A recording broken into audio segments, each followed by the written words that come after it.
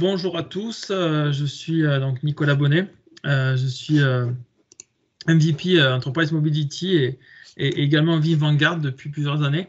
Donc je suis également auteur aux éditions ENI et formateur chez LinkedIn Learning, en plus d'être conférencier et architecte technique.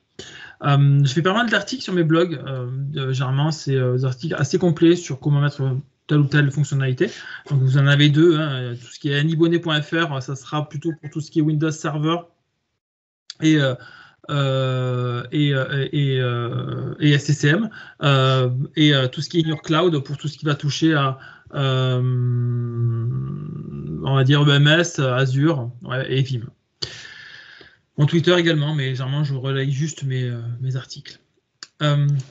Alors, d'abord, avant de voir Vim pour Office 365, on va voir pourquoi sauvegarder finalement Office 365, parce que on peut se dire, ouais, mais pourquoi je sauvegarderais en fait Office 365 alors que finalement c'est du cloud, j'ai pas besoin de sauvegarde.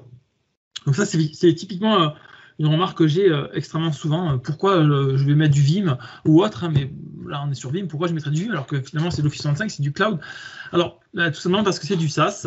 Donc Microsoft, on va avoir une responsabilité partagée, hein, entre le client et Microsoft. Donc Microsoft va s'occuper de tout ce qui est gestion des applications, donc la mise à jour, la mise à disposition d'applications, les mises à jour des différents serveurs, et également la partie matérielle, la réplication des données, hein, puisque sur Paris on en a trois data centers qui se répliquent et on en a encore un ou deux sur Marseille. Hein, donc on a les deux régions qui se répliquent, mais néanmoins le client va également avoir des responsabilités, typiquement tout ce qui est la gestion des comptes utilisateurs, donc toute la partie authentification, création des comptes, synchronisation des comptes avec un annuaire Active Directory, ça sera effectivement à la charge du client, et bien sûr les données de la plateforme, donc toutes les données d'Office 365 sont également à la charge, enfin la responsabilité du client. Donc vous aurez effectivement ici un lien vers Microsoft, hein, qui effectivement explique ces responsabilités communes entre Microsoft et le client. Alors, on va voir quelques cas. Certains cas, effectivement, je les ai déjà vus malheureusement en live chez un client. Typiquement le premier, la suppression accidentelle ou pas. Effectivement, on peut avoir une suppression d'un fichier, puis on s'en aperçoit malheureusement trop tard et le fichier est supprimé. Mais on peut avoir également des suppressions volontaires. C'est-à-dire qu'en fait, un utilisateur, et moi clairement, si c'est passé pour un responsable production, en fait, un responsable informatique, en fait, qui part très fâché avec son DSI, qui dit, puisque c'est comme ça, je supprime en fait l'intégralité de mes emails et de mon OneDrive. Donc, il supprime la première corbeille, et dans Exchange et dans OneDrive, on a une deuxième corbeille. Hein, il supprime également cette deuxième corbeille, et donc l'intégralité des emails, l'intégralité de son OneDrive est supprimée. Ce qui veut dire qu'on repart avec un historique de 0. Alors ça, malheureusement, effectivement, s'il n'y en a pas de sauvegarde, clairement, c'est mort.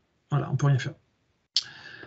On va également avoir les menaces internes et externes, donc typiquement le piratage de comptes, la corruption de données, voilà, tout ce genre de choses, hein, qui peut être fait par des virus, par des cryptolockers, etc. Ça, clairement, en fait, si j'ai pas de sauvegarde, malheureusement, c'est mort.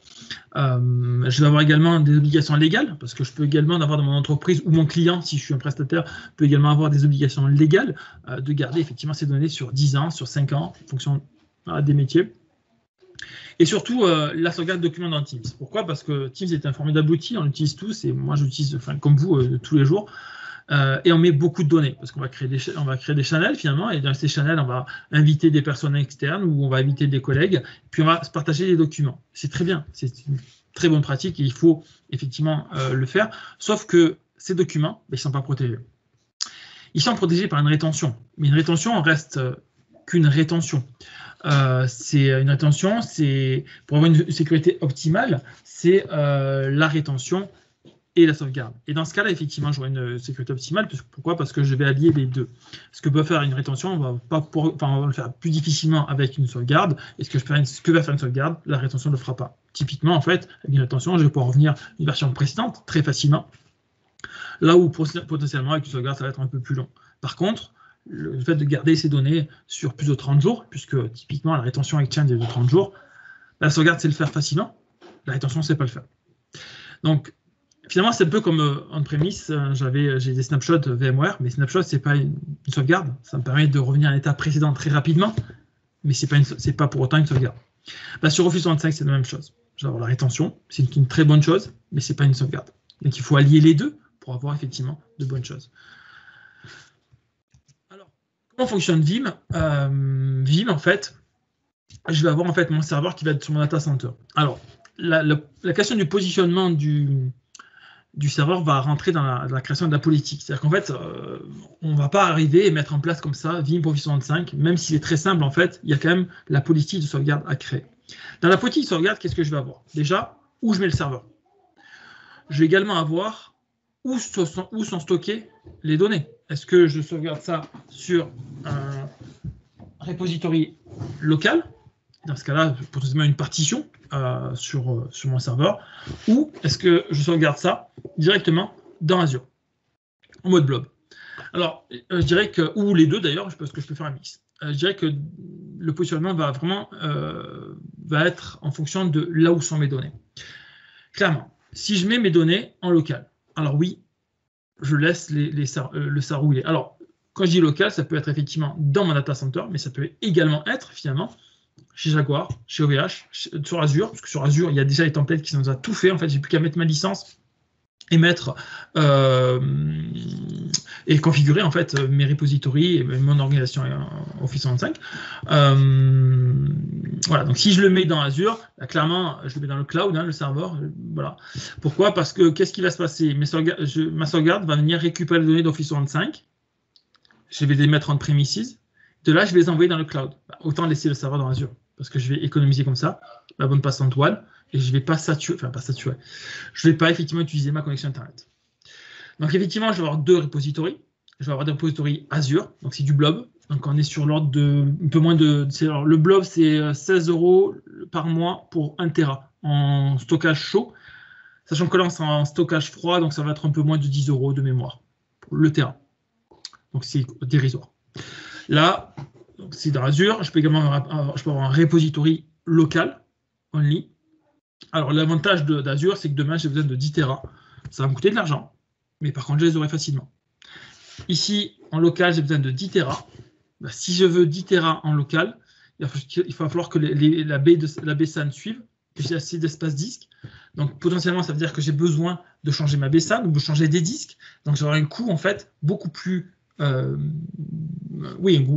volumineux que si je le mets dans Azure. Alors, grâce à Vim, je peux également sauvegarder également tout ce qui est Exchange on-premises, SharePoint on-premises. Et je vais pouvoir restaurer grâce à des explorateurs. Donc, des explorers, pardon. Donc, on en avait 3, on verra qu'on en a une 4e. Donc, on va pouvoir effectivement, via ces explorers, restaurer en fait tout ce qui est Exchange, SharePoint, OneDrive, et le 4e, on verra tout à l'heure. Alors, au niveau de Vim Backup Office 365, je vais effectivement avoir des repositories et je vais pouvoir, par exemple, créer plusieurs backups. Et chaque backup, en fait, chaque job de backup va pouvoir avoir soit le même repository, soit des repositories différents. Par exemple, je peux très bien dire, finalement, pour tout ce qui est boîte volumineuse, je vais mettre ça dans Azure, parce que voilà, ça veut dire que c'est des boîtes de directeurs ou de DSI, de personnes potentiellement importantes dans la société, qui ont des données importantes. Alors, ça ne veut pas dire que les personnes qui ont des petites boîtes ne sont pas importantes. Pour moi, tout le monde est important dans une société. Mais par contre, ce qui est vrai, et c'est ce qu'on définit dans la politique, c'est on va classifier le risque d'un utilisateur. C'est-à-dire que potentiellement, un DSI, ces données sont beaucoup plus à risque que finalement la personne qui fait des affiches du CE où ces affiches-là sont affichées de partout. Voilà. C'est pas dire que cette personne n'est pas importante, mais ça veut dire que la donnée qu'elle contient dans sa boîte est moins risquée. Si je la perds, je la perds, c'est pas grave. Si c'est une boîte mail où j'envoie des documentations sur le règlement, par exemple, si je la perds, c'est pas dramatique, parce qu'il y aura quelqu'un d'autre qui l'aura tout obligatoirement. Et donc, comme ça, je vais définir, en fait, je vais classifier comme ça mes boîtes, mes ressources, en fait, à sauvegarder. Et je vais pouvoir définir, en fait, sur quel repository je me mets. Et donc, derrière, en fait, créer potentiellement des jobs différents, avec des rétentions différentes, parce que chaque repository peut très bien avoir des... enfin oui, je peux garder en fait cet historique sur plusieurs années, potentiellement sur le repository 1 et moins sur le 2. Voilà. Je vais également pouvoir avoir plusieurs proxys. Alors là, c'est vraiment sur des très grosses infras, puisque un proxy, en fait, c'est le serveur qui va venir dans Office 365 sauvegarder en fait les ressources. Donc, pour dans la majorité des cas, on n'en a qu'un seul. Quand on sera sur des très grosses infras, on aura effectivement plusieurs proxys. Alors, j'ai pas comme ça en tête la taille, le nombre de ressources max par proxy. Je sais que c'est dans la doc Vim, je l'ai plus en tête. Voilà, donc après, ça c'est vraiment dans la politique de sauvegarde. Au moment où le projet est lancé, on va définir en fait tout ça. Hein, donc le serveur lui-même est très simple à mettre en place. C'est la politique de sauvegarde qui va être plus compliquée à définir. Et c'est là où moi je rentre en jeu et c'est là où moi j'apporte en fait toute mon expertise. Parce que si c'est juste mettre en place le serveur, faire suivant, personne n'a besoin de moi en fait. Vous prenez n'importe quelle vidéo sur YouTube, n'importe quel tuto, en fait, vous le faites. Moi, par contre, j'emmène mon expertise à ce niveau-là. Alors, au niveau des prérequis, on va être sur des prérequis classiques. On va avoir besoin de Windows 2012 ou supérieur. 4 cœurs minimum, 8 Go de RAM minimum. Alors, l'installation va prendre 500 mégas. Il faut bien penser au repository. Donc, derrière, à la taille que j'ai besoin. Donc, typiquement, je vais regarder en fait la taille des boîtes Exchange. Si je sauvegarde du SharePoint, la taille de mon SharePoint. Si je sauvegarde du OneDrive, la taille nécessaire. Et je vais bien sûr rajouter toujours un petit pourcentage parce qu'il y a les différentes ressources. La taille va augmenter obligatoirement. Malheureusement, ça réduit rarement. Donc, mes boîtes aux lettres vont augmenter. Mon SharePoint, pareil, il va avoir de plus en plus de fichiers. Donc, ça à prendre en compte. Et surtout, en fait, mon serveur, je vais surtout réfléchir à ce que je le mets on-premises ou est-ce que je le mets dans le cloud. Au niveau des autorisations, une fois de plus, on va essayer d'avoir la politique de moins de privilèges. Ça veut dire quoi? Ça veut dire que je ne vais pas utiliser le compte administrateur. Je vais déjà passer sur une authentification moderne. Donc, je vais m'appuyer sur des applications Azure Active Directory. Et en fait, je vais pouvoir également déléguer certaines autorisations, comme dans Exchange Online, dans SharePoint, dans Teams.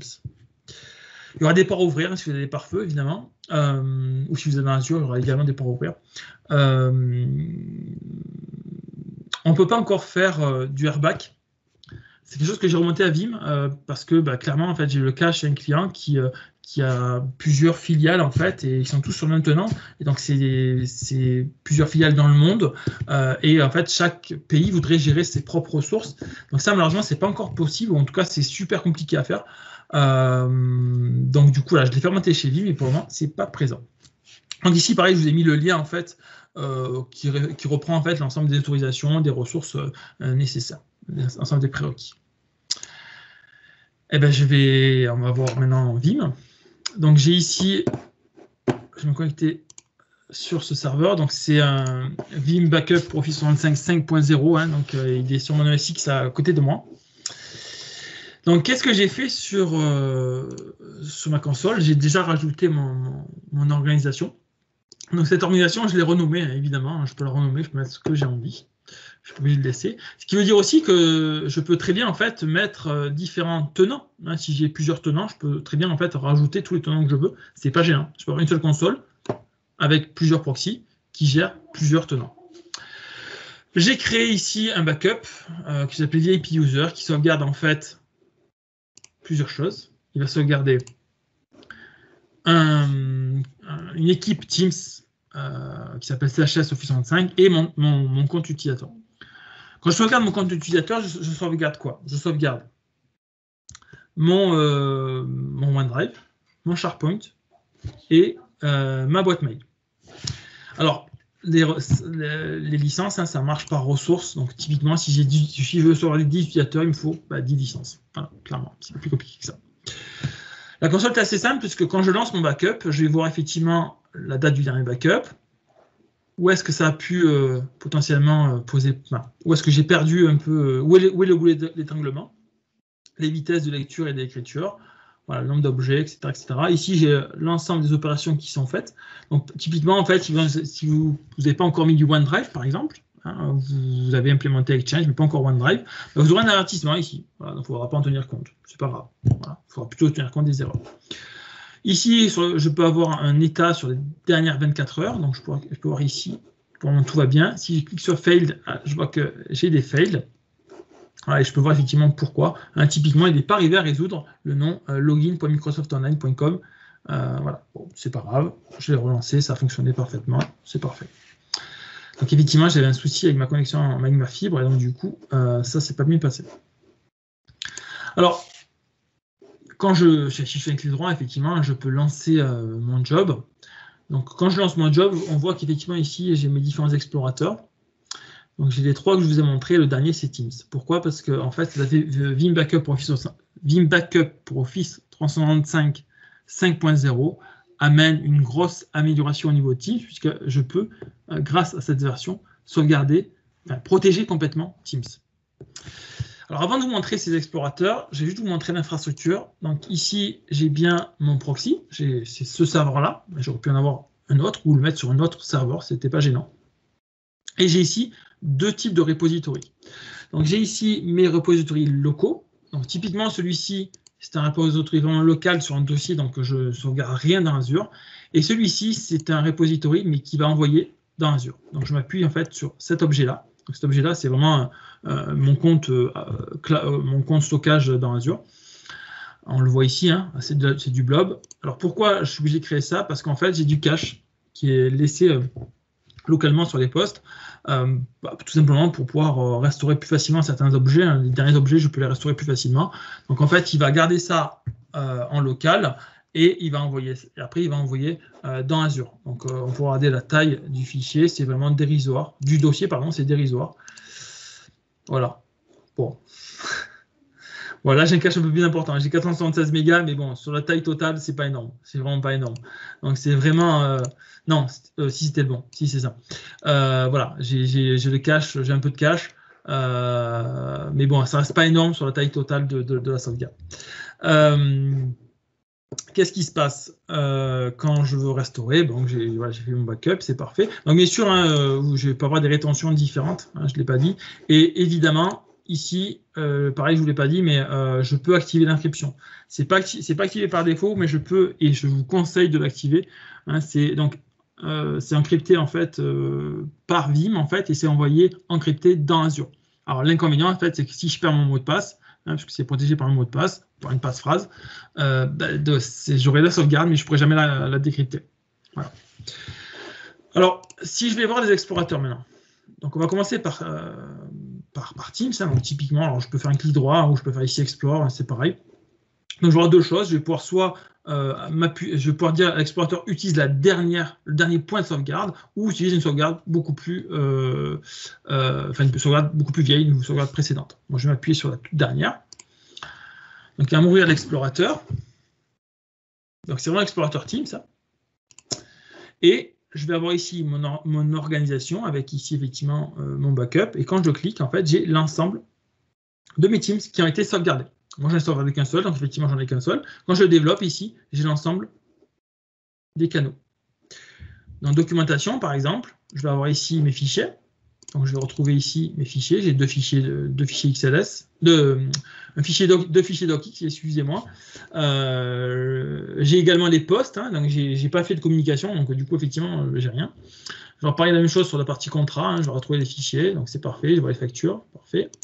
Et là, ici, général, si je clique sur poste, vous allez voir qu'en fait, effectivement, j'ai bien les posts. Hein, j'ai bien les discussions. Alors, j'ai fait une discussion de test. Hein, mais je peux sauvegarder également mes discussions. On ne parle pas des discussions sur le compte utilisateur, c'est vraiment des discussions dans le canal. Okay, donc, je peux comme ça sauvegarder ce que je veux. Alors, si typiquement, je me mets sur un fichier, voilà, je dis, finalement, je voudrais restaurer ce fichier-là parce qu'il a été corrompu, il a été supprimé, tout ce que vous voulez. J'ai plusieurs options. Je peux effectivement restaurer le fichier. Je peux sauvegarder le fichier soit au format zip, soit au format du fichier, donc au format docx. Je peux l'envoyer. Alors ça, il faudra bien sûr avoir de l'Outlook, hein, un Outlook sur le serveur. Et je peux ici faire de la recherche avancée dans le cas où j'ai plusieurs dizaines, centaines, voire milliers de fichiers, en fait, bah, très vite, ça peut être compliqué. Donc, je vais pouvoir m'appuyer sur certains attributs. Voilà, donc j'en ai quelques-uns. Hop, ici, pardon. J'en ai quelques-uns. Je peux rechercher par attribut, par exemple, et donc faire une recherche dans mes fichiers. Donc, si je fais restore file, ici. Donc, je suis encore sur la basic authentification parce que je n'ai pas encore migré. J'avais la V4 qui était sur la moderne et je viens d'installer la V5. Donc, effectivement, il faut que je la migre. Donc, il faut...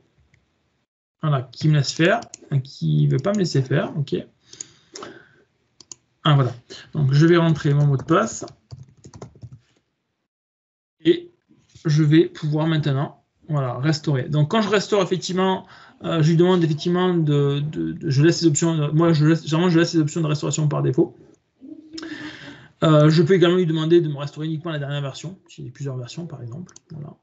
Je fais un restore. Donc, tout ce qui est absent et tout ce qui est modifié. Et donc là, il va me restaurer en fait la sauvegarde. Enfin, il a une sauvegarde qui est en local. Donc là, il va aller chercher le cache local. Dans le cas où il n'aurait pas le cache local, bah, typiquement, en fait, il irait le chercher directement dans Azure. Il restaure, puis il balance. Vous voyez que c'est pas obligatoirement pour un fichier de 4 mégas, c'est pas super rapide, hein, mais il faut le temps qu'il aille écrire dans Office 365. Donc là, je peux voir effectivement l'état pour chaque fichier. Pourquoi j'ai ça? Parce que je peux faire par fichier, je peux faire sur les postes, et je peux également le faire sur le channel directement. D'accord? Donc je peux restaurer comme ça chaque channel. Et si je veux restaurer toute l'équipe, parce que l'équipe a été supprimée, ben, je peux également restaurer toute l'équipe.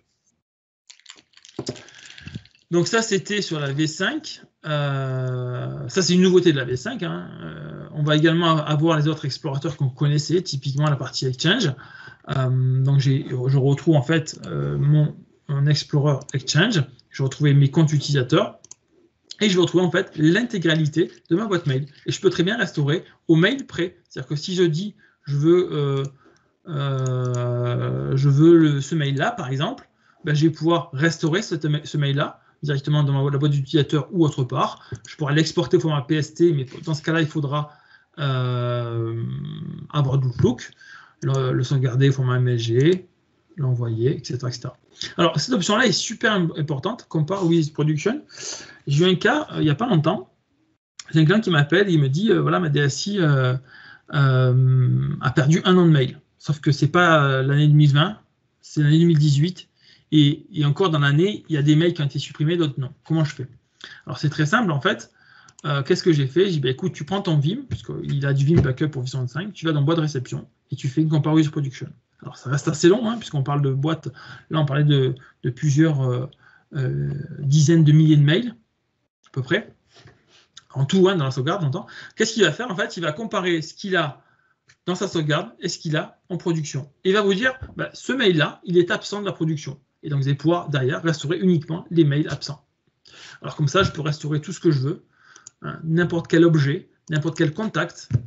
Hein, alors, j'en ai pas de contact, mais je pourrais le sauvegarder.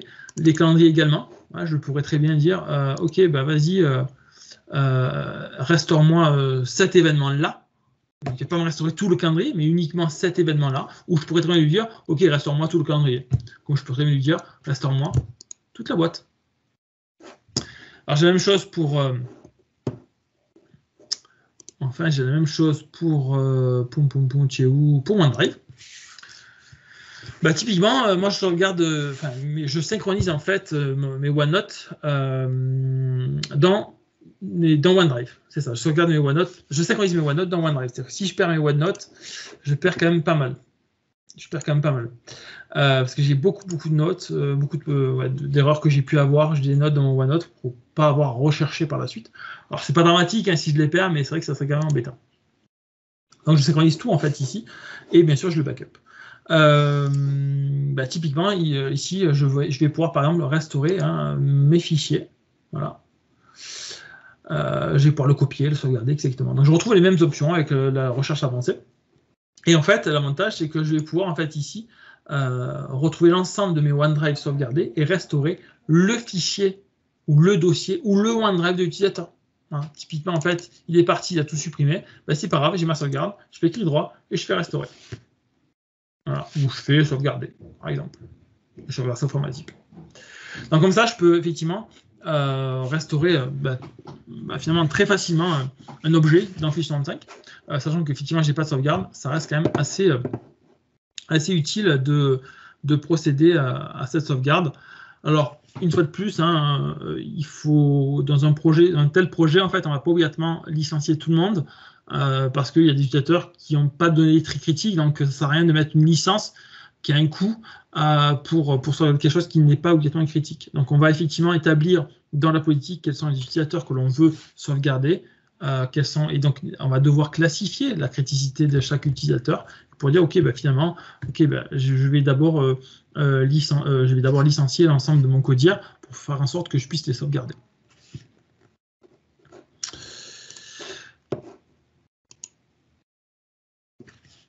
Du coup, question-réponse. Voilà, j'ai fini pour ma présentation. Je ne sais pas s'il y a des questions, n'hésitez pas. Est-ce que tout était clair? Est-ce qu'il y a des questions? Non? Juste une question. Oui. L'encryption des backups. Oui. Comment ça fonctionne? Alors, l'encryption des backups. En fait, si je retourne sur mon infra, alors je vais aller sur mon infra, je vais aller au niveau de l'infra ici, de mon repository. Alors, il faut que je retrouve l'option, parce que c'est ici. C'est là, oui, c'est là. Donc ici, non, c'est pas là. Si, c'est là, pardon, excusez-moi. Donc là, je ne peux pas la modifier. Mais en fait, ici, je coche cette option encrypt data uploaded to object storage. Alors peut-être que si je me mets effectivement sur le bon, je vois l'option. Ou pas. Bon. Ok, donc au moment de la création en fait du repository, je vais cocher cette case-là. En fait, je vais lui demander en fait d'encrypter tout ce qui est envoyé en fait dans Azure, et je vais définir en fait un mot de passe. Alors ça peut être un mot de passe de 50 caractères, de 12 caractères, je mets ce que je veux. Et en fait, il va au moment où il va envoyer les données, il va les chiffrer avec ce mot de passe et les envoyer. L'avantage, c'est que derrière, c'est dans Azure, donc je peux très bien perdre mon serveur, le réinstaller. Je vais devoir effectivement remettre le mot de passe pour pouvoir restaurer. Pourquoi? Parce que la donnée, elle va revenir en fait encryptée, et lui, il va décrypter la donnée et là, pour l'avoir en clair. Merci. Je vous en prie. Est-ce qu'il y a d'autres questions? Oui, allô? Oui. Alors, je ne sais pas si on m'entend bien. Bonjour. Oui, très bien, très bien. Si on a une entreprise qui a toute son architecture de sauvegarde sur site, qui décide de migrer une partie de ses utilisateurs vers Office 365, mais elle le fait de manière pas globale, est-ce que c'est possible d'installer quelque chose sur le serveur Vim de sauvegarde qui est on-premise pour aller après mixer les sauvegardes, c'est-à-dire continuer de sauvegarder la partie locale et aller chercher les clients qui sont sur Office 365 et les rapatrier dans les sauvegardes de manière groupée, quoi. Alors oui, clairement. Alors deux choses. Déjà, on va éviter effectivement d'installer Vim Backup Office 365 sur Vim Backup Réplication. Vim ne recommande pas de mettre les deux, ça marche. Je l'ai déjà vu, mais il vaut mieux éviter de mettre les deux sur le même serveur. On aurait deux serveurs à côté. D'accord. Après, oui, clairement, puisqu'en fait, quand je vais rajouter mon organisation, quand je vais plutôt créer mon backup, voilà, donc là j'ai tout fermé. Quand je vais créer mon backup, en fait, je vais indiquer quels objets je souhaite sauvegarder. Donc, typiquement, en fait, quand je vais créer un nouveau backup. Ici, backup, je vais l'appeler test AMS. Donc ici, je vais l'indiquer quels sont les objets. Quand je fais add, alors je peux bien sûr sélectionner toute l'organisation, il va sauvegarder tout Office 365. Ici, je peux sélectionner en fait soit mon team, soit mon site, soit mon groupe, soit mon user. Si je fais user, je vais retrouver l'intégralité de mes users. À moi de sélectionner les utilisateurs qui ont migré. Après, attention, Vim Backup Office 365, c'est également sauvegarder l'exchange on-premise, mais ça veut dire qu'il faut une licence aussi. Oui, mais je vous disais ça, c'est parce que par exemple, quand Vim est couplé avec à la fois de la sauvegarde sur disque et à la fois sur une bandothèque pour pouvoir faire l'archivage, ça peut être intéressant de pouvoir tout piloter d'un seul endroit. Alors non, ça sera vraiment deux produits différents en fait. Vim Backup et Réplication ne sera pas le faire. Il ne sera pas faire en fait, j'avais pas compris la question, pardon.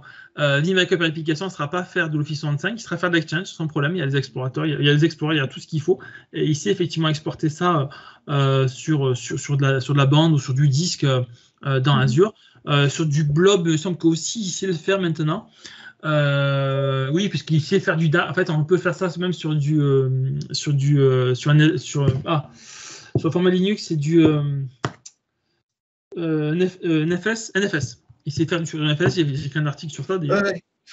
Donc en fait, j'ai mal formulé ma question. C'est si on a une infra Vim en on-premise, il faut avoir de toute façon à côté une autre infra, enfin un autre serveur dédié à la sauvegarde d'Office 365. Oui. Oui, ce sont deux produits différents et ils fonctionnent différemment. Et oui, VBR ne sera pas faire ce que fait VBO. Ouais, d'accord. Ok. Et je n'ai pas d'actualité et anticiper dans la migration d'un Office local vers un Office 365, la sauvegarde doit être prise en compte dès le départ. Alors, c'est toujours pareil. Après, c'est des questions de budget. Plus tôt on la met, et mieux on dort. Et moi, c'est vrai que j'aime bien dormir la nuit. Non, clairement, il y a des clients qui sont déjà dans Office 365 depuis des années qui n'ont pas de backup. Parce qu'ils me disent moi j'en ai pas besoin, je veux pas de sauvegarde ou parce que ça me coûte trop cher, j'ai pas le budget, et ça se comprend tout à fait. Moi je n'ai pas de souci avec ça. Donc clairement en fait quand on met du Vim, mais surtout quand on met des personnes très importantes de l'entreprise, typiquement les DSI, le président, les directeurs, etc. Oui, il vaut mieux avoir un backup parce que si demain en fait on ne peut pas restaurer. Je ne vais pas monopoliser le temps des questions, mais quelqu'un qui met en place une infrastructure qui d'abord a été on-premise, s'il a dû faire des sauvegardes, si le lendemain il migre vers Office 365 et qu'il ne fait pas de sauvegarde, il y a quand même un sacré problème. Donc je ne peux même pas envisager qu'on n'y pense pas, mais bon. Malheureusement, moi j'ai des clients qui me disent non, je veux pas de sauvegarde. Et une fois de plus, pour des raisons de budget, c'est pas toujours en fait parce que c'est un budget. Alors soit ils n'ont pas le budget, soit ils n'en veulent pas parce qu'ils disent non, j'en veux pas. Mais je suis d'accord avec vous, ça paraît invraisemblable. J'ai qu'un devoir de conseil. Moi, je leur conseille d'y aller. Ok. Et juste une dernière question, parce que pour par exemple, on va dire avoir une idée un ordre de grandeur, parce que j'ai une idée de l'ordre de grandeur d'une sauvegarde de Vim en on-premise, mais aucune sur la partie Office 365. Je sais pas, on va dire une centaine de clients Office à sauvegarder, ça représente un coût à la louche de combien? Alors, sur 3 ans, je vous dis ça en prix public, vraiment en prix public. Après, ça va dépendre en fait si vous prenez sur 3 ou sur 5 ans. Est-ce que la licence Vim? La licence, j'entends. Mais c'est pareil, la licence, en fait, on va pouvoir la prendre soit sur 1 an, 3 ans ou 5 ans. Et si on la prend sur 5 ans, on aura un meilleur prix que si on la prend sur 3. Normalement, c'est ça. Donc, il faut compter à peu près entre 3 et 5 euros par mois et par utilisateur. Entre 1 et 3 euros, pardon. Entre 1 et 5 euros. Alors, 1, 3, 5, on va dire. Donc, 1 an si vous prenez sur 5 ans. Je crois que c'est 3 euros si vous prenez sur 3 ans et à peu près 5 euros si vous prenez sur 1 an. Et c'est vraiment en prix public. Donc, il faut prendre les prix que je vous dis avec des pincettes. Oui. Donc, typiquement, je vais arriver à avoir des prix à moins d'1 euro parce qu'il y avait certains accords de licence. Mais sur 3 ans et par utilisateur et par mois. Donc, partez sur une moyenne de 3 euros par utilisateur et par mois. D'accord. Bon. Vous aurez sûrement des surprises, mais des bonnes surprises, je pense. Mais voilà, partez sur ce prix-là, à peu près. C'est pas non plus. Non. Voilà, quand vous avez 10 000 utilisateurs, ça commence à faire. Oui, j'entends bien, mais bon, je parle pas de ça. Non. Okay. Merci beaucoup. Je vous en prie, avec plaisir. Est-ce qu'il y a d'autres questions?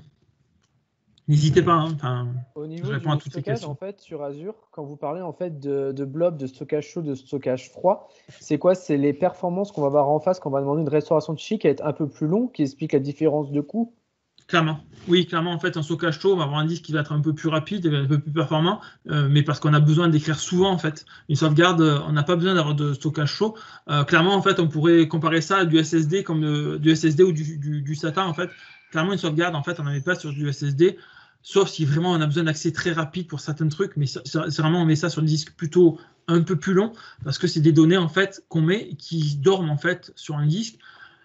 Alors qu'on a besoin, oui, on en a besoin de temps en temps, mais c'est rare, et du coup, c'est pour ça qu'on appelle ça un disque froid, en fait, des données froides, en fait, parce qu'elles sont stockées sur quelque part, et elles ne bougent plus, en fait, ces données, hormis quand j'actualise ma sauvegarde. Donc, alors, ça ne veut pas dire que vous pouvez mettre ça sur du disque chaud ou sur du SSD. Hein. Si ça vous plaît de payer pour une sauvegarde, clairement, ça marche aussi, hein, mais ça ne sert à rien. Voilà, clairement, ça ne sert à rien parce que vous ne restaurez pas tous les jours, en fait. Donc, oui, on va avoir des performances un peu moindres avec du disque froid, mais on restaure tellement pas souvent, et je vous conseille, enfin je vous le souhaite d'ailleurs, parce que généralement quand on restaure, c'est pas bon signe, qu'on va préférer effectivement des disques froids pour payer moins cher, et parce qu'effectivement, voilà, on n'a pas besoin de haute performance au niveau des disques.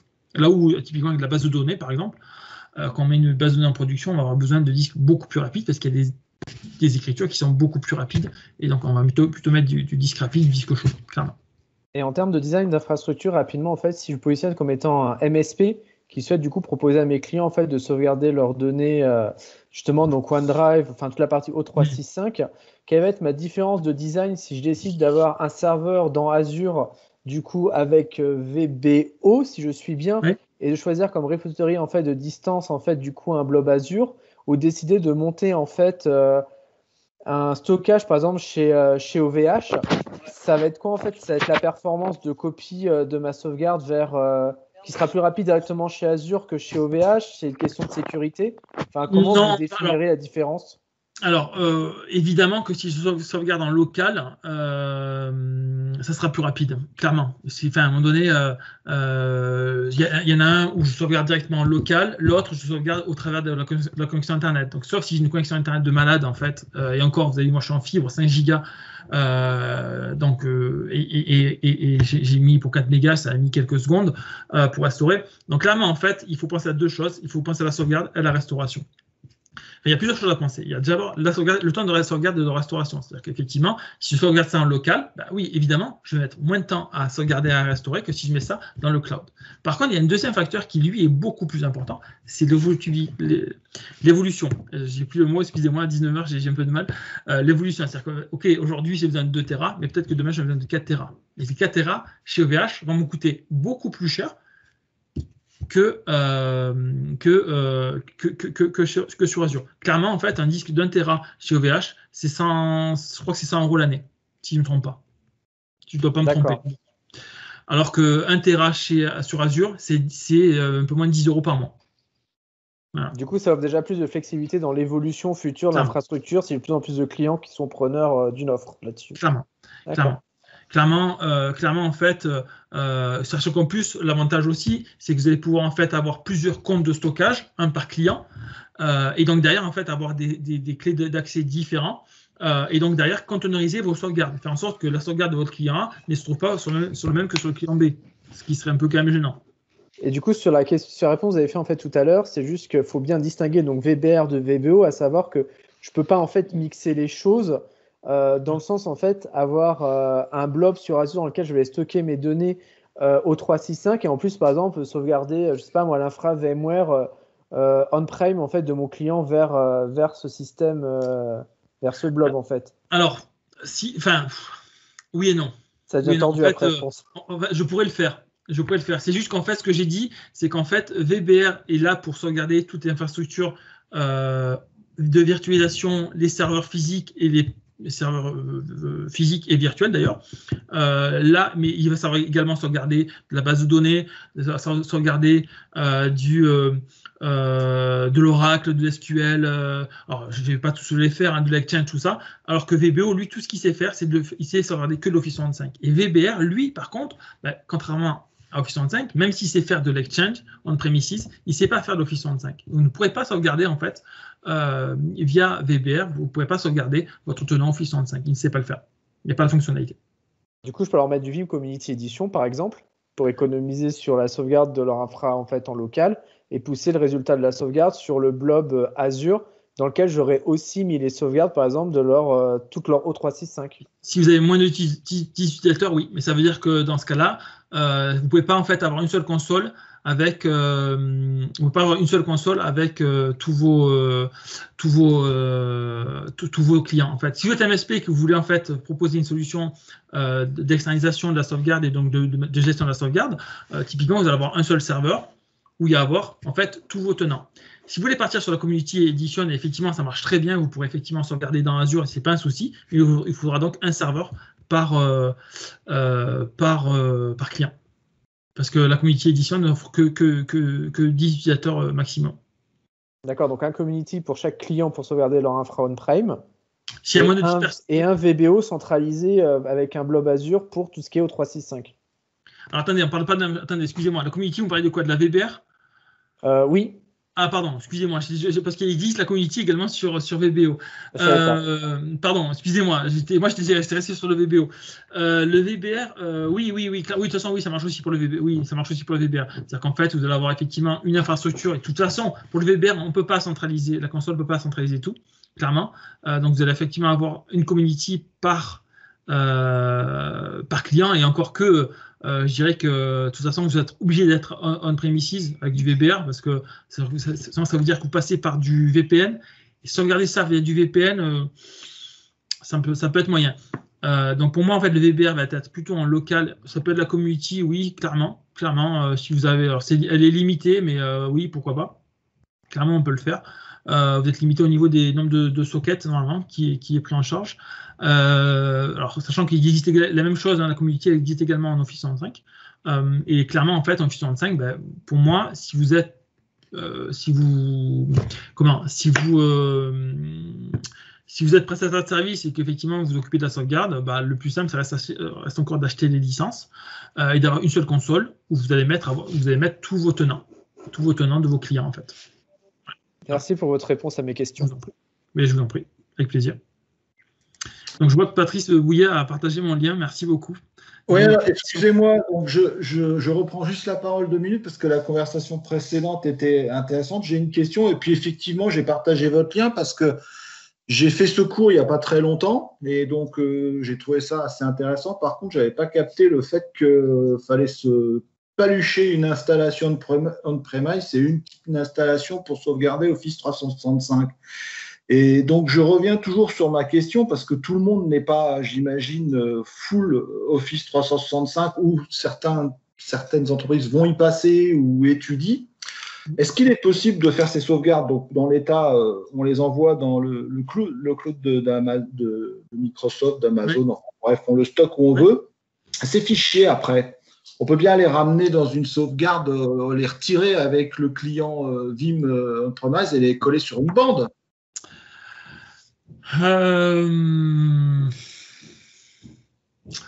C'est une bonne question, mais je vois pas. Dans tout ça, on ne va pas revenir sur le bien fondé d'Office 365 ou pas. Ce que je veux dire, c'est qu'aujourd'hui, quand vous êtes administrateur des sauvegardes, ça va commencer d'être compliqué parce que le gars qui a le serveur Exchange en local, qui a un petit bout en local, puisqu'on peut mixer un serveur Exchange en local, des clients qui travaillent dans Office 365, les données de production qui sont aussi à sauvegarder.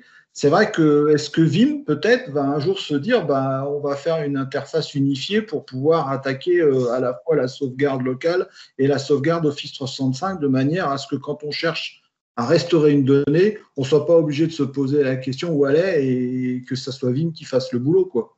Alors, ça a été remonté lors du dernier Vim Vanguard Summit, donc l'année dernière. On leur a dit ça serait bien d'avoir une seule interface. Pour le moment, ce n'est pas le cas. Pour le moment, effectivement, on a 2 produits différents. Ce que je peux vous proposer à la limite, le seul truc aujourd'hui, la seule solution que je peux vous proposer, si vous voulez externaliser ça sur une bande de sauvegarde, c'est de ne pas mettre ça dans Azure, mais plutôt dans un repository local. Et derrière, votre VBR va venir en fait récupérer ce repository pour le mettre sur une bande. Je ne sais pas du tout ce que ça. Voilà, il faut quand même le tester parce que je ne sais pas obligatoirement ce que ça peut donner. Parce qu'il reste quand même le bit d'archive. Ça devrait marcher. Mais hormis ça, malheureusement, non. Aujourd'hui, en fait, VBO ne prend pas en charge les lecteurs de bande et je pense qu'il ne le prendra jamais parce que le lecteur de bande, plus ça va et moins c'est d'actualité. On sauvegarde de plus en plus sur disque, voire dans le cloud. Aujourd'hui, en fait, Vim va plus sur la partie cloud, typiquement avec la sauvegarde dans Azure NFS, la prise en charge d'Azure NFS dans dans Azure V10, c'est apparu il n'y a pas longtemps. Moi, j'ai participé à la preview, donc ça marche sincèrement, ça marche très très bien. On peut sauvegarder ce qu'on veut dans Azure NFS. On crée un compte de stockage en NFS, et on partage NFS et on le sauvegarde.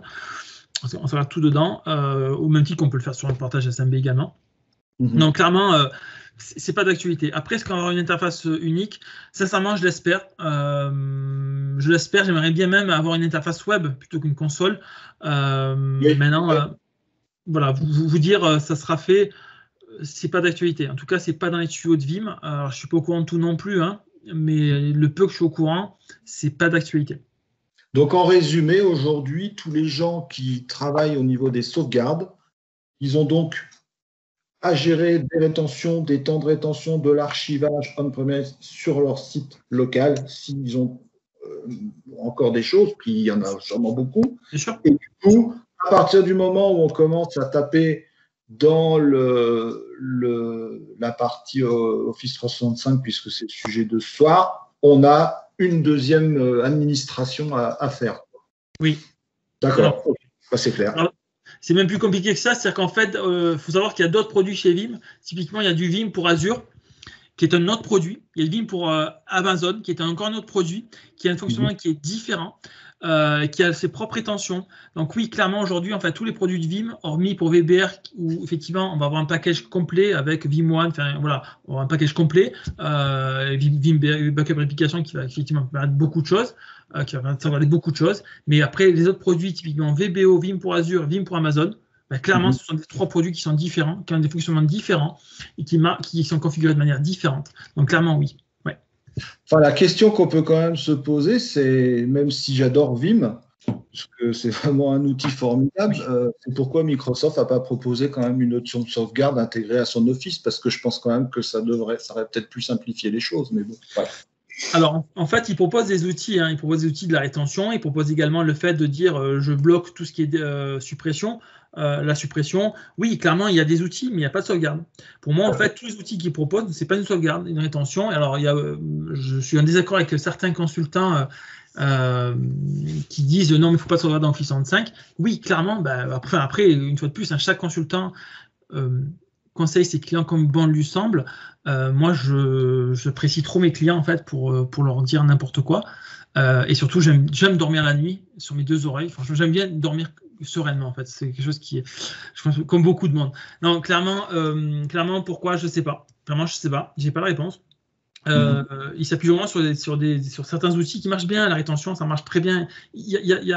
Faut pas non plus tout dénigrer, mais clairement en fait c'est comme si je dis un snapshot c'est une sauvegarde. Non, un snapshot c'est pas une sauvegarde. Un snapshot c'est un snapshot. Une sauvegarde c'est une sauvegarde, c'est différent. Après, quand vous parlez de ce qui existe dans l'état sur Office 365, excusez-moi, je monopolise un peu le temps. Il faut quand même bien dissocier. Moi, j'ai été confronté à ce problème entre ce qu'on appelle la sauvegarde et une archivage. Quand vous rentrez dans certains domaines de l'industrie, ou vous travaillez dans l'aéronautique ou pour l'armée et que vous êtes obligé de garder pendant 30 ans les sauvegardes, je suis désolé, les bandes aujourd'hui restent quand même le support le plus simple parce qu'à 1 Tera par jour, s'il faut tout mettre sur les disques, à la fin, ça va quand même faire un peu cher, même encore actuellement. Alors attention, je vais compléter mes propos. On est d'accord, je disais effectivement aujourd'hui on va plus sur du disque que sur de la bande. On est d'accord qu'il reste encore de la bande et il reste encore des clients qui ont besoin de bande parce que effectivement ils ont besoin d'un archivage qui est très long. Mais ce que je veux dire c'est qu'en fait les accès disques vont être plus rapides qu'une accès bande. Le disque va avoir une durée de vie qui va être beaucoup plus longue qu'une bande. Voilà. Après on est d'accord. Clairement, on est clairement d'accord en fait. Aujourd'hui la bande, d'ailleurs sur le VB10 et sur le VB11 qui est sorti, la bande est toujours, le lecteur de bande est toujours d'actualité. Donc clairement. Il n'est pas du tout supprimé, c'est juste qu'aujourd'hui, on part beaucoup plus facilement, quand on peut le faire, sur un accès disque plutôt que sur un accès bande. Mais après, on peut avoir des contraintes. Clairement, dans certains corps de métier, vous l'avez dit, on a besoin d'avoir dans tout ce qui est nucléaire, d'avoir un historique de sauvegarde qui va être très long. Clairement, je ne peux pas toujours faire tout sur le disque. Des fois, j'ai besoin de bande, des fois, j'ai besoin d'externaliser. Donc après, c'est des contraintes qu'on prend quand on met en place un projet et c'est des contraintes qu'il faut prendre en compte pour trouver la meilleure solution pour le client, clairement. Ok. Merci beaucoup. Je vous en prie, avec plaisir. Les disques RDX sont pas mal pour tuer les bandes, mais quand j'ai besoin en fait à un moment de simplifier en fait le schéma de sauvegarde dans une PME, j'avais tué en fait le système de bandothèque, c'était trop compliqué. Du coup, j'avais mis un serveur Vim avec une externalisation en fait sur des disques RDX. Et du coup, j'avais des perfs en fait qui étaient vachement bonnes avec le même niveau de sécurité au final, quoi. Clairement, pardon. Alors, je voulais juste répondre. Quand je parlais de cette histoire de bande, il faut comprendre que l'infra que je parle avait le Vim pilotait une infra disque couplée à une infra de bandothèque. Et les sauvegardes étaient sur un temps de rétention d'1 mois, on va dire un mois et demi, en fonction des données sur disque. Et après, la bandothèque, elle, gérait l'archivage et l'externalisation. Justement, c'est ce que vous disiez, pour avoir une externalisation qui était stockée dans un site à part. Et effectivement, les temps de sauvegarde sur bande étant relativement longs et les bandes étant relativement chères et tout, c'est sûr que c'était un mix. Donc, ça ne remet pas en cause le fait qu'effectivement, aujourd'hui, l'avenir est au disque. Mais quand on veut sortir quand même les données pour les mettre dans un autre endroit, c'est quand même c'est quand même un peu plus simple d'emmener une bande que d'emmener un disque, même si voilà, c'est tout. C'est plus compliqué effectivement d'amener une Bessan. C'est vrai que c'est plus dans le salon, ça fait pas joli. Et encore une fois, pour faire très simple, quand vous fabriquez une pièce qui va sur un Airbus ou un truc comme ça, vous êtes censé pouvoir ressortir une radio d'une pièce, je veux dire, qui a été faite pendant toute la vie de l'avion. Et s'il y a un accident, ça peut revenir et donc il faut avoir la possibilité d'avoir à disposition des données sur 10 ans, 20 ans, 30 ans, et je ne parle pas du médical. Donc voilà, c'est pour ça. Clairement. Je suis d'accord. Merci. Merci à vous. Est-ce qu'il y a d'autres questions? Oui, c'est Sacha. J'ai aussi une question. Si vous avez installé Vim avec la méthode de moderne authentication, c'est avec la nouvelle version des numéros 5 possible de sauvegarder les informations qui sont dans le planner du Teams? J'ai pas compris. Je suis désolé, j'ai pas compris la question. Vous voulez sauvegarder le planner du Teams? Oui, l'information dans le logiciel App Planner. Il existe dans une team et si c'était possible avec la nouvelle version de numéro 5 de Vim, de sauvegarder cette information avec moderne authentication. Alors, je l'ai pas, j'ai pas encore testé parce que la V5 vient de sortir, elle a quelques semaines encore, donc j'ai pas encore beaucoup de retours d'expérience dessus. Et sincèrement, pour être honnête, je l'ai pas encore testé. Parce que un technicien de Vim a dit moi, parce que j'ai aussi pas du temps de tester déjà, parce que le technicien de Vim ici en Allemagne dit à moi c'est pas possible de sauvegarder cette situation. C'est possible. Franchement, je vous dis, il me reste encore beaucoup de choses à tester parce que Teams offre beaucoup de fonctionnalités. Typiquement, ce que j'ai pas testé non plus, c'est quand j'ajoute dans mon canal des applications autres, est-ce que tout est bien sauvegardé, est-ce que toute la configuration est bien sauvegardée. Voilà, j'ai pas encore eu le temps de tout tester. Et comme je vous dis, le produit, il a quelques semaines, il a même pas un mois, je crois, le produit. Donc j'ai vraiment un retour d'expérience qui est très limité. Je pense que si le gars de Vim vous l'a dit, je pense qu'ils sont assez bons quand même sur Vim. Les gars, quand ils parlent pas pour rien. En tout cas, ceux que je connais, que ce soit les Américains les Américains, les Français ou autres, quand ils parlent, ils savent quand même de quoi ils parlent. Mais franchement, je serais menteur de vous dire oui ou non. J'ai vraiment pas testé. J'ai vraiment pas eu le temps de tout tester.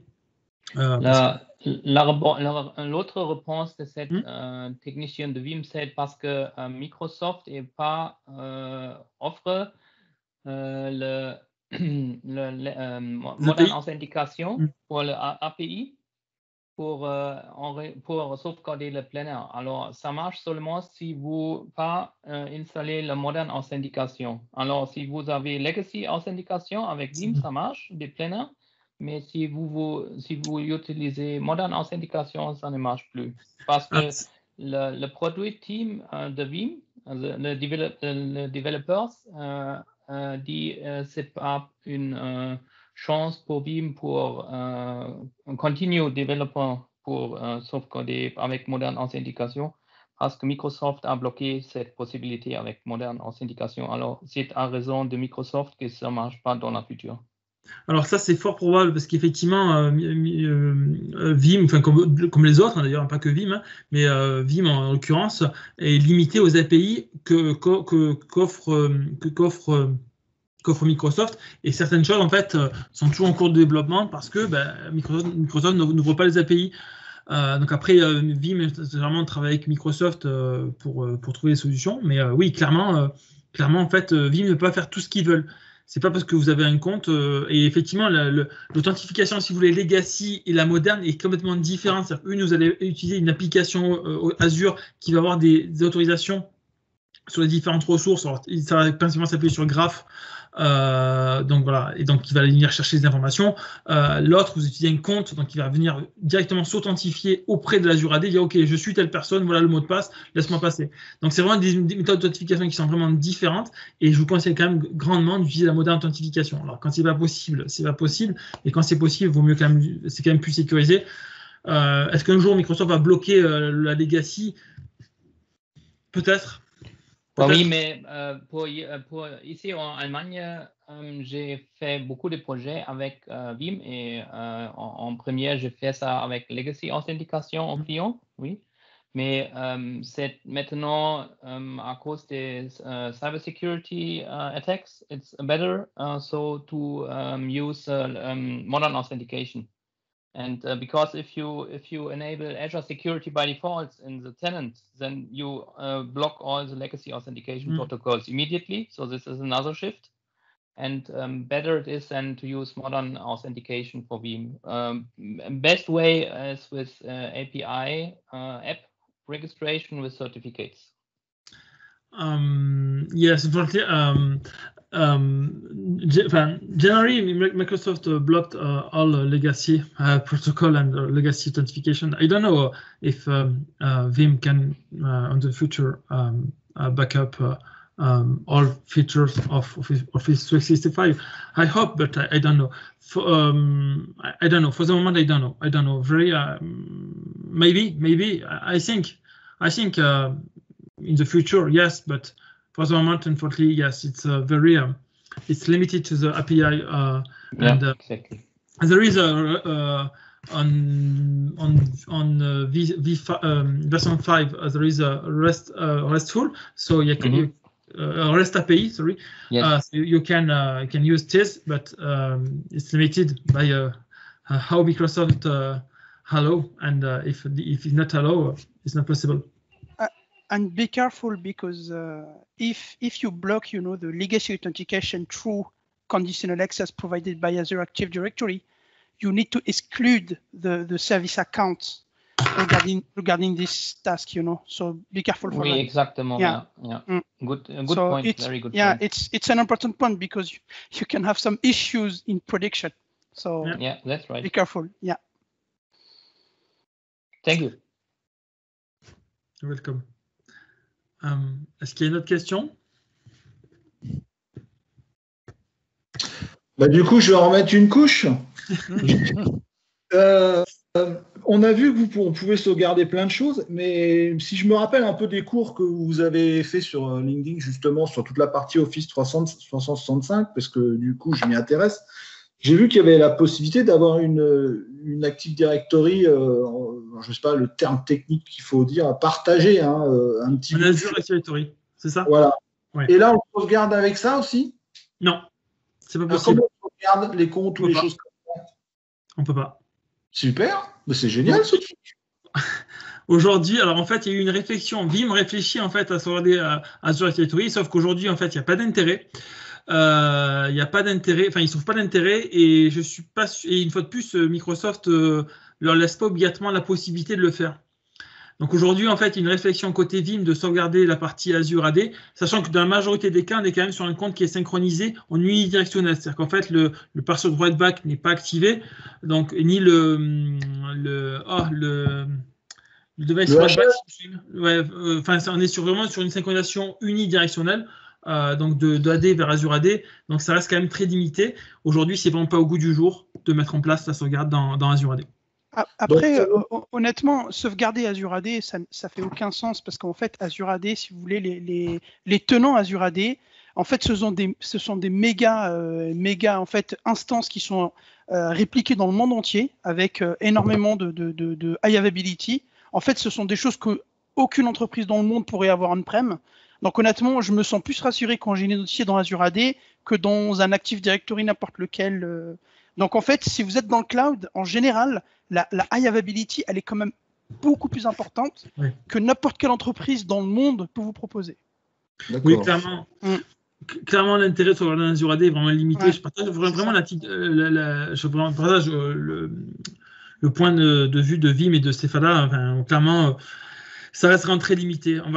Ça va être utile à la limite pour des personnes qui ont que dans Azure AD, qui n'ont pas d'infrastructure. J'ai eu un client comme ça cet après-midi, mais ça reste très limité parce que souvent on est sur des comptes qui sont synchronisés. Donc, en fait, si c'est une petite PME qui a, on va dire que 50 postes, qui a complètement délocalisé puisqu'elle utilise Office 365 et que son AD est full, on va dire, dans le cloud, il n'y a aucune chance, moi, c'est une info que je vous demande, je ne sais pas ça, il n'y a aucune chance qu'elle se perde cette AD, ça sera toujours remonté à un moment ou à un autre, c'est ça que vous voulez dire? Il n'y a aucune chance. La chance est tellement infime. En fait, si vous voulez, rien que si vous êtes sur Microsoft France, c'est en France, sur la région France, en fait, il y a 3 data centers qui sont en réplication synchrone, plus la réplication asynchrone vers le sud, vers Marseille. Donc, oui, clairement, il y a un risque, le risque zéro n'existe pas, mais il est tellement infime. Tellement infime que... Ça me va, c'était juste... Non, c'est quelque chose que je suis en train d'aborder, donc je n'ai pas encore la connaissance de la pratique dans ce sujet-là, donc je m'informe pour prendre des bonnes décisions. Non, mais c'est une très bonne question, mais clairement, il y a un risque qui est trop infime. Il est trop infime je pense que Vim n'ira jamais parce que le risque est trop infime et le travail trop important et surtout le besoin il n'est pas là. Il n'est pas là. Aujourd'hui, mais la question a été remontée, je vous dis, au dernier VMware Summit, où on leur a dit, mais quand c'est en Azure AD, est-ce qu'il y a quelque chose qui va être fait? Donc, ils ont dit qu'effectivement, ils réfléchissaient, qu'ils étaient en train de discuter avec Microsoft, mais qu'aujourd'hui, le besoin n'est pas là. Il n'est pas là et il y a pas, et je partage leur avis. C'est pas. Enfin, oui, ça peut arriver, mais au même titre qu'une guerre nucléaire peut arriver, que tous les serveurs tombent. Non, mais ma question était plus dans le sens où aujourd'hui on parle beaucoup, le sujet du piratage ou de la compromission de la donnée.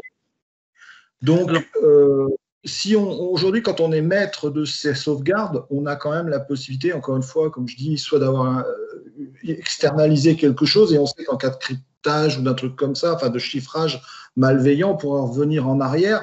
Et j'entends bien votre remarque sur le fait qu'il y a plusieurs data centers en France et dans le monde, donc ça, c'est pas tout négociable. Mais par contre, si c'est compromis et que ça se répliquait, le retour en arrière, il faut quand même être sûr que ça soit possible, quoi. C'était juste ma question. Voilà. Non, mais c'est une bonne question. En plus, c'est une très bonne question. En fait, si vous voulez, c'est pas la sauvegarde qui va vous amener en fait le fait qu'on va protéger les comptes contre la compromission, mais c'est plutôt effectivement, et pour le coup, la Microsoft c'est très très fort. C'est plutôt effectivement les différentes fonctionnalités de sécurité qu'il y a dans le MS et dans Office 365, typiquement le MFA, l'accès conditionnel, tout ça. C'est tout ça qui va vous protéger contre la compromission. Mais oui, clairement, si vous compromettez un compte, oui, clairement, en fait, vous allez pouvoir accéder au fichier. Et là, pour le coup, vous accédez aux fichiers qui sont dans SharePoint, dans Office 365. Et donc, pour le coup, en fait, là Vim va venir sauvegarder. Mais le niveau compromission des comptes sera plus les outils qui sont en Azure AD même. Et clairement, Cefala a parlé de l'accès conditionnel. Il y a effectivement le MFA, etc., etc. Il y a des tonnes d'outils. Vous avez Windows Defender également, qui offre de très beaux outils. Windows Defender for Identity, par exemple, qui effectivement vous fait remonter pas mal d'informations. Il y a aussi, ce qui est intéressant, c'est que c'est basé sur du machine learning. Donc, en fonction de l'analyse comportementale que vous allez avoir sur votre identité, si elle est à risque, si elle s'est connectée depuis un réseau qui est pas connu, qui est pas trusté comme Tor, ou si vous êtes allé sur le dark web, en fait, on va déclencher si vous voulez, des actions automatiques en fonction de l'état de santé, de l'identité et de l'appareil. Ce qu'on appelle le zero trust, en fait, tout simplement. En fait, en fonction du risque, vous allez pouvoir faire des actions, clairement. De manière plus bas niveau, en fait, si un compte utilisateur, par exemple, serait supprimé en fait dans l'AD et qu'on souhaite restaurer ce compte utilisateur, du coup, si on place toute notre AD dans l'Azure AD, donc on n'a pas l'Azure on-prem, on n'a pas de synchronisation, mais on a tout dans l'Azure AD, c'est-à-dire qu'il n'y a plus possibilité, par exemple, de restaurer un compte utilisateur qui a été supprimé par Mayguard. Vous avez 30 jours. 30 jours. D'accord, donc il y a une rétention de 30 jours, mais du coup, au bout de 30 jours, c'est fini. Oui. D'accord, ok. Clairement, oui. D'accord, tandis qu'avant, sur les VBR, on pouvait sauvegarder un AD et restaurer jusqu'à l'objet et restaurer le compte AD avec son SID, etc. Okay. Oh, mais en fait, il faut comprendre un truc, ça c'est important. Azure Active Directory, ce n'est pas un Active Directory. Ça, c'est super important à comprendre. Un Active Directory, ça fait du Kerberos. Un Active Directory, ça fait du NTLM. Un Active Directory, ça héberge des objets comme des computers, des printers, tout ce que vous voulez. Ça a une arborescence, des OU, etc. Un Azure Active Directory, ça ce qu'on appelle un IDaaS, donc c'est un Identity as a Service qui va permettre d'héberger uniquement l'identité afin de pouvoir permettre de consommer des services cloud. Par contre, si vous voulez un Active Directory dans le cloud, là, il faudra plus se diriger vers ce qu'on appelle le Azure DDS, donc c'est le Azure Active Directory Domain Services, qui lui est similaire à un Active Directory, qui va vous proposer les protocoles d'authentification que vous connaissez, notamment Kerberos. Et là, vous allez pouvoir le manager comme si c'était un contrôleur de domaine et faire votre rétention avec la corbeille d'Active Directory, etc. Mais à bien comprendre une chose, c'est que l'Azure AD, en fait, il est là pour vous authentifier sur Office 365, sur les applications SaaS, via du SAML, du FIDO2, de l'hôte 2.0, mais il ne remplace pas l'Active Directory. Parce qu'il n'y a pas de GPO, il n'y a pas de. C'est vraiment important de bien comprendre la notion. Merci pour la précision, effectivement, je l'avais pas en tête. Eh oui, ça c'est important. C'est pareil pour moi, merci de cette information. Ouais. Et d'ailleurs, je regarderai ce que c'est que ce Azure ADDS, on sera toujours moins bête ce soir.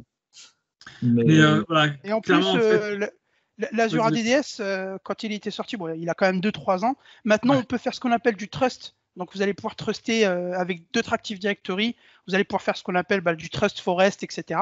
Donc, ça peut être intéressant si vous avez plusieurs entreprises avec plusieurs forêts Active Directory et que vous souhaitez faire des trusts interdomaines, interforêts. Voilà. Mais en fait, c'est comme si c'était un AD. C'est un AD, mais service, en fait. Voilà, tout simplement. En fait, ça peut permettre de faire une sorte de réplication et de PRA, quoi. Oui, par exemple, mais pas utilisé pour ça quand même. Il est vraiment utilisé quand on fait vraiment que du cloud.